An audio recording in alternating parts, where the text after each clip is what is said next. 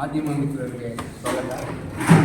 ಕನ್ನಡ ಪಕ್ಷ ರೈತ ಸಂಘದ ಎಲ್ಲ ನನ್ನ ಒಡನಾಡಿಗೆ ಮೊನ್ನೆ 2ನೇ ತಾರೀಕು ನಡೆದಂಥ ಚುನಾವಣೆಯಲ್ಲಿ ರೈತ ಸಂಘ ಮತ್ತು ಕನ್ನಡ ಪಕ್ಷ CPM ಪ್ರಾಂತ ರೈತ ಸಂಘ ಬೆಂಬಲಿತ ಅಭ್ಯರ್ಥಿಯಾಗಿ TS ತಿಮ್ಮಯ್ಯ ಅವರನ್ನ ಸ್ಪರ್ಧೆಗಿಳಿಸಿದ್ದು.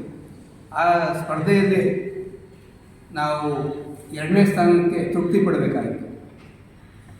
ಆದರೆ ನಾವು ಅದಕ್ಕೆ ತೃಪ್ತಿ ಪಡ್ತೀವಿ ಅಂದ್ರೂ ನಾವು ಗೆದ್ದಷ್ಟೇ ಸಂತೋಷ ಪಡ್ತಾ ಇದ್ವಿ. ಒಂದು ರಾಷ್ಟ್ರೀಯ ಪಕ್ಷನಕ್ಕಿಂತ ಹೆಚ್ಚಿಗೆ ಮತ ತಗೊಂಡಿದ್ದೀವಿ. 2 ಪಕ್ಷ ಒಂದಾಗಿ ನಮಗಿಂತ ಸ್ವಲ್ಪ ಅಂತರ ಹೆಚ್ಚಿಗೆ ತಗೊಂಡು ಗೆದ್ದವು. ಆದರೆ ನಮ್ಮದು ಯಾವುದೇ ಹಣಕಾಸಿನ ಇಲ್ಲದೆ ರೈತ ವೋಟರ್ಸ್ನ ಭ್ರಷ್ಟರು ಮಾಡದೆ, ನಾವು ಭ್ರಷ್ಟರಾಗದೆ ಓಟನ್ನು ನಾವು ಏನು ಸಂವಿಧಾನಾತ್ಮಕವಾಗಿ ಓಟ್ ಪಡಿಬೇಕೋ ಆ ರೀತಿ ನಾವು ಓಟು ಈ ರೀತಿಯೂ ಚುನಾವಣೆ ನಡೆಸ್ಬೋದು ಅನ್ನೋದನ್ನು ಇವತ್ತು ಈ ಸಮಾಜಕ್ಕೆ ತೋರಿಸಿದ್ವಿ. ಹಂಗಾಗಿ ನಾವು ಸೋತಿದ್ರೂ ಕೂಡ ಗೆದ್ದಷ್ಟೇ ಸಂತೋಷ ಪಡ್ತಾ ಇದ್ದೀವಿ. ನಮ್ಮ ಖರ್ಚು ವೆಚ್ಚ ಕೂಡ ನಾವು ಪಾರದರ್ಶಕವಾಗಿ ಇಟ್ಟಿದ್ದೀವಿ. ನಮಗೆ ಕ್ಯಾಂಡಿಡೇಟ್ ಕಡೆಯಿಂದ ನಾವೇನು ಖರ್ಚು ಹಾಕ್ಸಿಲ್ಲ. ಸಂಘಟನೆಯವರು ಮತ್ತು ನಮ್ಮ ಸಂಘದ ಹಿತೈಷಿಗಳು ಕೊಟ್ಟಂಥ ಹಣ ಏನೈತೆ 1,10,000 ರೂಪಾಯಿ ಹಣ ನಮಗೆ ದಾನಿಗಳು ಕೊಟ್ಟರು, ನಮ್ಮ ಸಂಘದ ಹಿತೈಷಿಗಳು.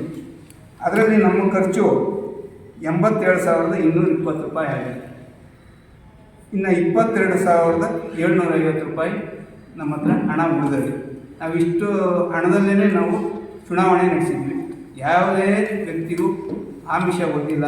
ಆದರೆ ನಮಗೇನು ಇದರಿಂದ ಗೊತ್ತಾಗ್ತದೆ ಅಂದರೆ, ಇವತ್ತೂ ಜನ ಹಣ ಕೊಡದೆ ಬೇರೆ ರೀತಿ ಏನು ಹೆಂಡ ಕಂಡ ಅನ್ನೋ ಥರ ಯಾವುದು ಕೊಡದೇನೆ ಓಟ್ ಹಾಕೋ ಜನ ಅವರೇ. ಹಂಗೆ ನಮಗೆ 1,229 ಓಟ್ ಬಂದಿದೆ.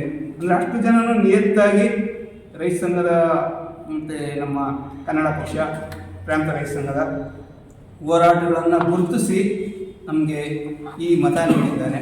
ನಮಗೆ ತುಂಬ ಸಂತೋಷ ಆಗ್ತದೆ ಇಷ್ಟು ಮತ ಬಂದಿರೋದು, ಯಾವುದೇ ಆಮಿಷ ಇಲ್ಲದೇನೆ.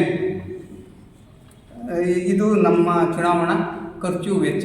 ಇವತ್ತು ಇದನ್ನು ಮಾಧ್ಯಮದ ಮುಖಾಂತರ ನಮ್ಮ ಜನಕ್ಕೆ ತಿಳಿಸ್ತಾ ಇದ್ವಿ. ಮತ್ತು ಇಷ್ಟು ಜನ ಓಟ್ ಹಾಕಿದವರೆ ಅವ್ರಿಗೆಲ್ಲ ನಾವು ಸಂಘದ ಪರವಾಗಿ ಅಭಿನಂದನೆ ಸಲ್ಲಿಸ್ತಾ ಇದ್ವಿ. ಮತ್ತು ನಮ್ಮ ಸಪೋರ್ಟ್ ಮಾಡಿದಂಥ ಪ್ರಾಂತ ರೈತ ಸಂಘ ಮತ್ತು ನಮ್ಮ ಕನ್ನಡ ಪಕ್ಷದ ಮುಖಂಡರುಗಳಿಗೂ ಅಭಿನಂದನೆ ಸಲ್ಲಿಸ್ತಾ ಇದ್ದೀವಿ. ಗೆಳೆಯರೆಲ್ಲರಿಗೂ ನಮಸ್ಕಾರ. ಎಲ್ಲ ನನ್ನ ಒಡನಾಡಿಗಳೇ, ಈಗಾಗಲೇ ನಿನ್ನೆ ಗೆದ್ದಂಥವರೆಲ್ಲ ಸಹ ಒಂದು ಪತ್ರಿಕಾಗೋಷ್ಠಿ ಕರೆದು ತಮಗೆ ವಿಚಾರನ ಮುಗಿಸಿದ್ದಾರೆ. ನಾವು ಸೋತು ನಿಮ್ಮನ್ನು ಪತ್ರಿಕಾಗೋಷ್ಠಿಗೆ ಕರೆದಿದ್ದೀವಿ.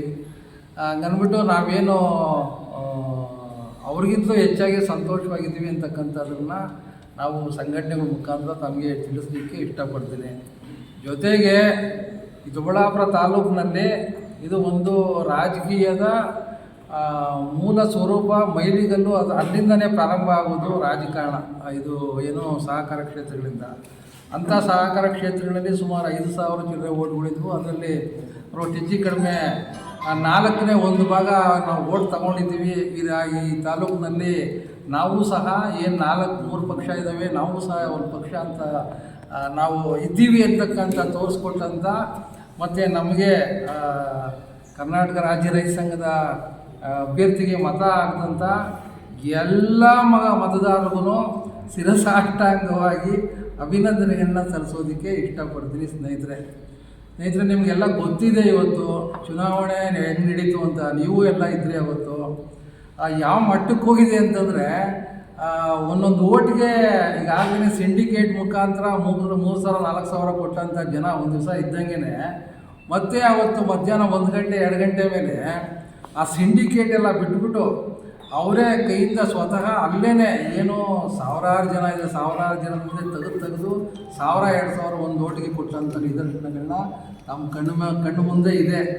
ನನಗನ್ನಿಸ್ತೈತೆ ಬೇಕಿತ್ತ ಇದು ಈ ಚುನಾವಣೆ. ಈ ರೀತಿ ಸುಮಾರು ಒಬ್ಬ ಅಭ್ಯರ್ಥಿ ಗೆಲ್ಲಲಿಕ್ಕೆ ಕನಿಷ್ಠ ಅಂತಂದರೆ 20-25 ಲಕ್ಷ